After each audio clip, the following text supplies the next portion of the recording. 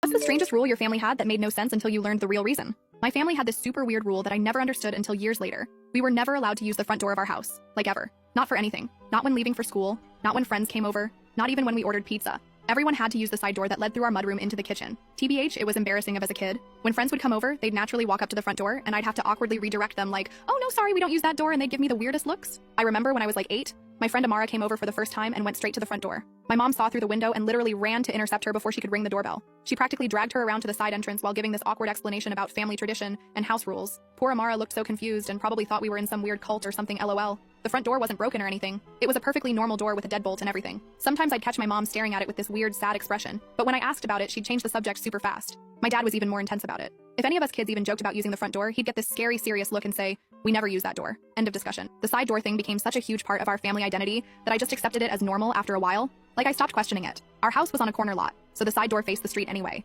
and we had this cute little stone path leading to it with solar lights and everything. My parents put a lot of effort into making the side entrance look welcoming, but I still couldn't help wondering about the front door. It was this big mystery in my life. When I turned 16, I had this huge party planned, and I was so stressed about explaining the door thing to all my new high school friends. I finally broke down and begged my parents to just tell me why, so I could have a better explanation than, "It's just our family rule." They looked at each other for a long time, having one of those silent parent conversations, but they still refused to explain. My brother Joshua thought it was because someone had died there. My sister Brianna was convinced our house used to be a drug den, and there were secret police cameras watching the front door. We came up with all these wild theories, but none of them seemed to fit. The real breaking point came when I was 18. My uncle Rylan came to visit with his new wife who none of us had met before. No one told her about the door rule. She arrived while we were all in the backyard having a BBQ and used the front door. The instant the doorbell rang, my mom dropped an entire plate of food and my dad knocked over the grill trying to get to the door. It was absolute chaos. By the time they reached the front door, my uncle's wife was already inside, looking completely bewildered at the mess in the backyard she could see through the window. My mom burst into tears and ran to her bedroom. My dad just stood there frozen, staring at the open front door like he was seeing a ghost. My uncle looked so confused and kept asking what was happening, but my dad just quietly closed the door and took everyone back outside.